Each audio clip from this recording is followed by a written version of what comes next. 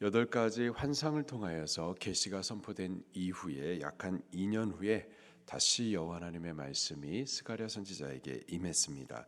7장 1절 말씀을 함께 읽겠습니다. 시작. 다리오 왕 제4년 아홉째 달 곧 기슬레월 4일에 여호와의 말씀이 스가랴에게 임하니라. 다리오 왕 제4년 아홉째 달. 1장 7절에 보니까 다리오 왕 제2년 때에 계시가 환상을 통하여서 열렸었죠. 이제 2년 이후에 다시 여호와의 말씀이 스가랴에게 임했었습니다. 그때 무슨 일이 있었었는지 2절 말씀부터 3절까지 같이 읽겠습니다. 시작. 그때에 베델 사람이 사레셀과 게렘멜렉과 그의 부하들을 보내어 여호와께 은혜를 구하고 만군의 여호와의 전에 있는 제사장들과 선지자들에게 물어 이르되 내가 여러 해 동안 행한 대로 5월 중에 울며 근신하리이까. 아멘. 그때에 다리오 왕 제4년 때에 베델 사람, 지금 포로 생활하다가 70년 만에 다시 예루살렘으로 귀화했어요. 그렇게 포로에서 풀려난 자들 가운데 베델 지역에 같이 모여서 살던 사람들을 말합니다. 그들 가운데 사레셀과 레겜멜렉과 부하들을 보내가지고 여호와 하나님 앞에 먼저 은혜를 구하고 그 다음에 제사장들과 선지자들에게 물었었던 거예요. 질문을 했었던 겁니다. 그들 스스로 판단하고 결정하여서 행한 것이 아니라 먼저 하나님의 뜻이 무엇인지, 무엇이 바른 것인지 여쭤보았었던 거예요. 그 내용을 보니까 내가 여러 해 동안 행한 대로 5월 중에 울며 근신하리이까. 여러 해 동안에, 그러니까는 바벨론 포로 생활하고 있는 그 70년 동안에 매년 5월만 되면은 저들이 울면서 근신했었던 것이 있었던 거예요. 그런데 지금 우리가 포로 생활을 마치고 이제 성전을 건축해 가고 있는데 우리가 전처럼 이날에도 울고 근신해야 하는 겁니까? 이것이 바른 겁니까? 이것이 하나님의 뜻입니까? 여쭤보았었던 거죠.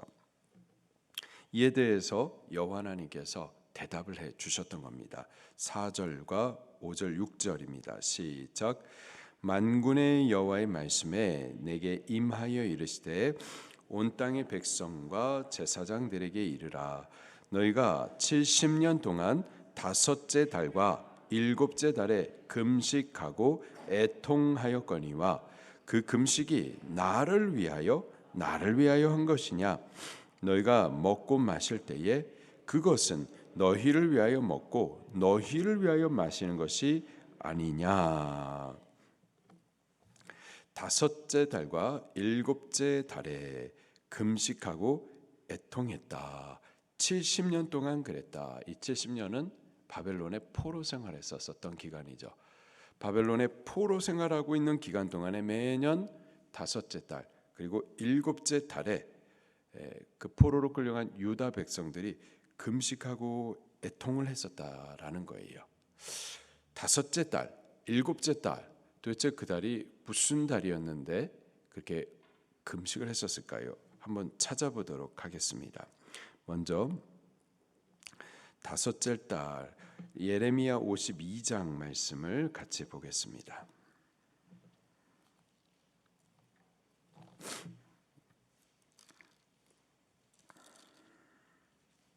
예레미야 52장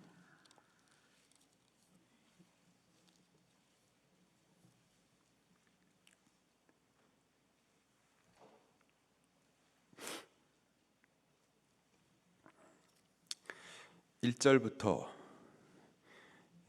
3절까지 같이 보겠습니다.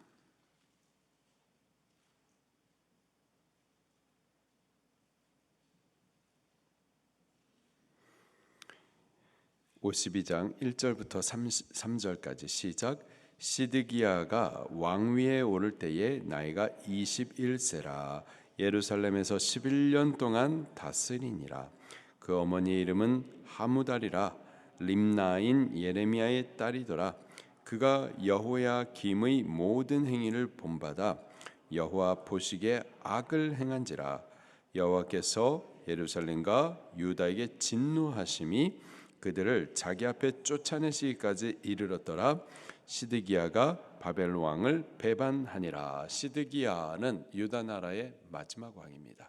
그가 통치 시기가 11년이었어요. 11년 통치하고 마지막에 바벨론에 의해서 멸망을 당하게 되죠.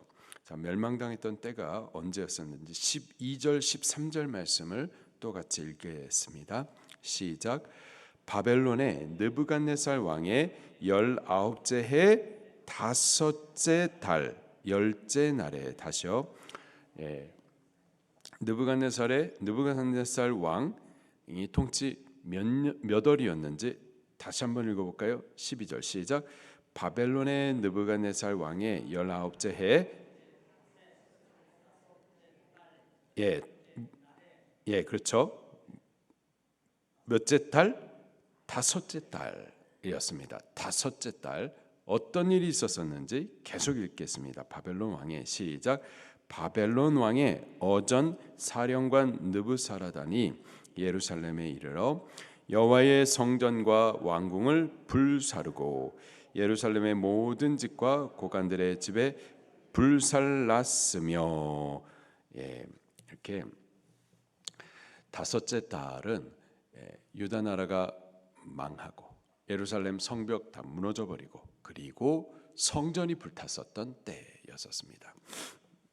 그때에 나라 망하고 성전 불탄 그 날을 기억하면서 70년 포로 생활하는 동안에 5째 달만 되면은 저들이 애통하고 또 금식을 했었던 거죠. 또 7째 달에는 어떤 일이 있었었는지 또 같이 찾아볼게요. 예레미야 41장입니다. 예레미야 41장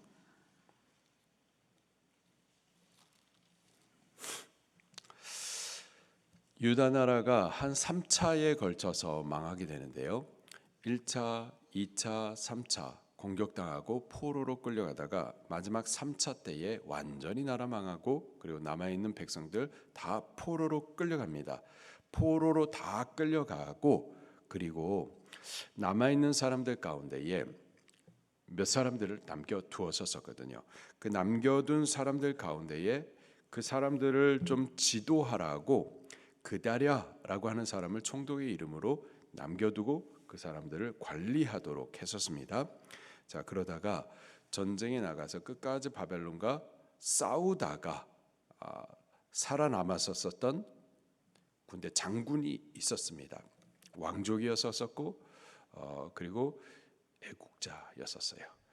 애국자로서 나라 민족을 위해서 끝까지 싸웠는데 끝까지 싸우다가 살아남아서 돌아와 보니 원수 나라 바벨론이 세운 지도자가 있었어요. 그리고 원수 나라 바벨론의 말을 듣고 있는 거예요. 자, 그래서 그가 암살을 해버립니다. 그 사건이 41장에 기록이 되어 있어요. 1절부터 3절까지 같이 읽겠습니다. 시작. 7째 달에 왕의 종친 엘리사마의 손자요 그다랴의 아들로서 왕의 장관인 이스마엘이 10사람과 함께 미스바로 와서 아히감의 아들 그다랴에게 이르러 미스바에서 함께 떡을 먹다가 그다랴의 아들 이스마엘과 그와 함께 있던 10사람이 일어나서 바벨론 왕의 그 땅을 위임했던 사반의 손자 아히감의 아들 그다랴를 칼로 쳐 죽였고 이스마엘이 또 미스바에서 그다랴와 함께 있던 모든 유다 사람과 거기에 있는 갈대아 군사를 죽였더라. 여기 왕의 장관 이스마엘, 그에 대해서 왕의 종친이라는 말도 쓰고 있습니다. 왕족이었었고요. 또 군대 장관이었었고요. 나라 민족을 위해서 끝까지 생명 걸고 싸웠었던 군인이었었습니다. 근데 돌아와 보니까는 이 그다랴가 이 원수 나라에 의해서 지도자로 서 있었고 원수 나라의 말을 듣고 있으니까 그를 쳐 죽여버렸었던 거죠. 이 사건으로 인하여서 완전히 이제 유다 나라에 대한 어떤 다시 세워질 소망은 끊어져 버리게 된 겁니다. 바로 이 두 사건을 70년 포로 생활하는 동안에 저들이 이 5월 달만 되면 그리고 7월 달만 되면은 울면서 금식을 했었었던 거죠. 자, 그런데 지금은 70년 포로 생활 마치고 예루살렘으로 다시 돌아왔어요. 무너졌었던 성전을 지금 한참 공사하고 있습니다. 다리오 왕 제4년이라고 하면은 제2년 때 중단되었었던 성전을 다시 재건하기 시작하고 4년 동안에 건축하다가 완공을 하거든요. 그러니까는 성전 건축 중간쯤 시절이었었습니다. 이제 성전이 막 건축되어져 가고 있는데 우리가 과거에 포로 생활할 때와 같이 성전이 무너졌던 그때를 기억하면서 울어야 하는가, 금식을 해야 되는 것인가, 나라가 완전히 망해가지고 소망이 끊어진 그때를 이제 또 기억해가지고 또 울면서 금식해야 되는가, 이 문제를 갖고서 지금 제사장과 선지자들에게 하나님의 뜻은 무엇입니까? 무엇이 바른 겁니까? 우리 어떻게 신앙해야 되는 겁니까? 라고 질문을 올렸었던 거죠. 근데 여호와 하나님의 말씀이 5절 마지막에 보니까 그렇게 70년 동안 너희들 금식했는데 그 금식이 나를 위하여 한 것이냐? 오히려 되묻습니다. 되묻는데 그 금식이 나를 위하여 한 것이냐? 그걸 두 번이나 강조하여 말하죠. 나를 위하여 한 것이냐? 아니다라는 것을 강조하여서 말씀하시는 겁니다. 또 6절에도 다시 말씀하시기를 금식 마치고 나서 너희가 먹고 마실 때에는 그것은 또 너희를 위하여 마신 것이 아니냐. 저들이 먹고 마시고 울며 금식하고 모든 것들이 그들이 뭔가 기념하여서 기억하여서 했었던 것들이 하나님과는 상관이 없었었다라고 하나님께서 정확하게 지적해 주고 계시죠. 그러면서 7절 말씀에 이렇게 또 대답해 주십니다. 시작. 예루살렘과 사면 성읍에 백성이 온전히 거주하며 남방과 평원에 사람이 거주할 때에, 이 말은 바벨론에 의해서 멸망받기 이전에 유다 나라가 평안했었던 바로 그때에라는 뜻입니다. 그때 여호와가 옛 선지자들을 통하여서 외친 말씀이 있지 않느냐 하시니라. 개역 한글판 성경에 보니까는 옛 선지자들을 통하여서 외친 말씀을 청종할 것이 아니냐, 이렇게 대답을 해주고 계십니다. 그렇다면 옛 선지자들이 외쳤었던 그 말씀의 내용이 무엇인가? 8절부터 10절에 기록이 되어 있습니다. 같이 읽겠습니다. 시작.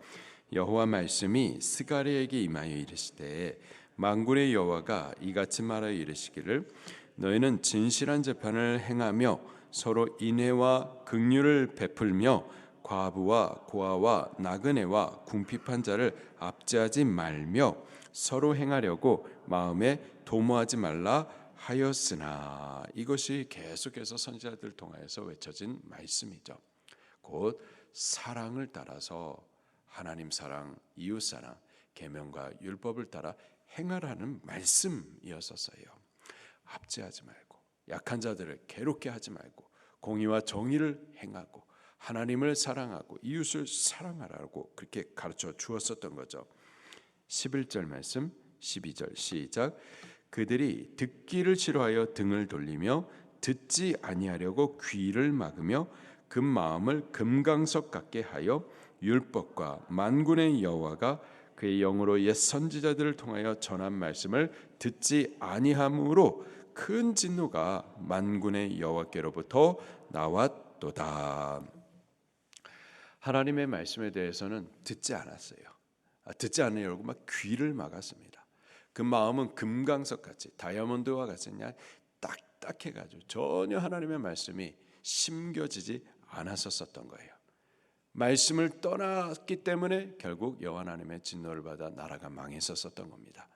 말씀을 떠난 상태에서 금식하고 울어봤자 그거 하나님 앞에 아무런 소용이 없다라는 거예요.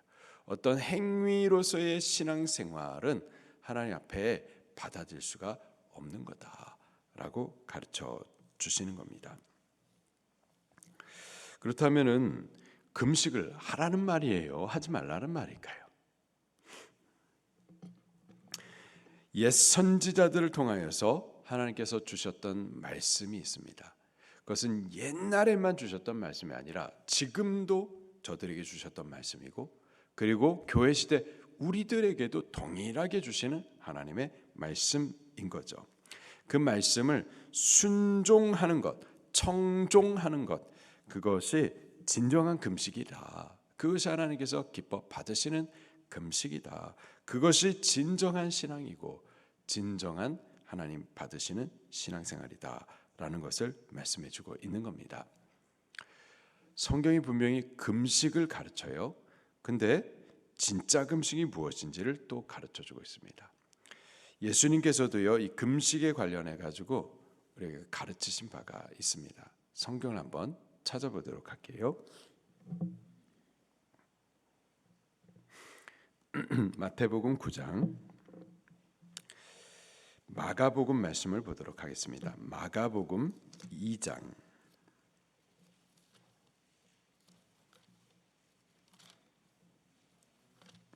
마가복음 2장 19절 20절까지의 말씀입니다. 마가복음 2장 19절 20절 말씀 18절부터 같이 보겠습니다. 18절 19절 20절 시작. 요한의 제자들과 바리새인들이 금식하고 있는지라 사람들이 예수께 와서 말하되 요한의 제자들과 바리새인의 제자들은 금식하는데 어찌하여 당신의 제자들은 금식하지 아니하나이까? 예수께서 그들에게 이르시되 혼인집 손님들이 신랑과 함께 있을 때에 금식할 수 있느냐? 신랑과 함께 있을 동안에는 금식할 수 없느니라. 그러나 신랑을 빼앗길 날이 이르리니 그날에는 금식할 것이니라. 아멘. 요한의 제자들, 세례 요한의 제자들을 말합니다. 그리고 바리새인들, 그들은 율법을 대표하는 자들이었어요. 그들이 금식을 했었단 말이죠.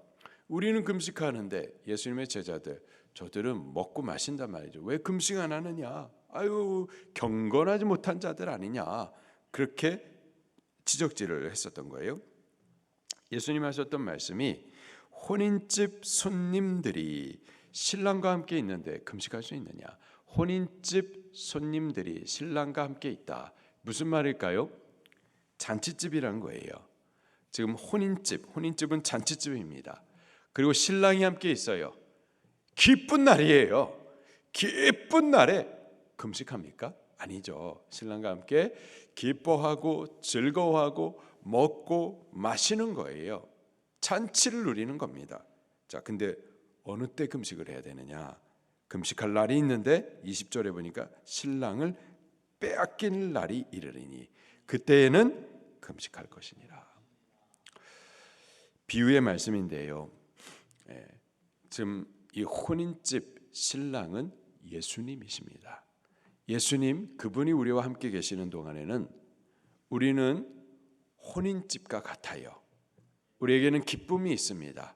잔치집이에요. 즐거워하며 먹고 마실 수가 있는 겁니다.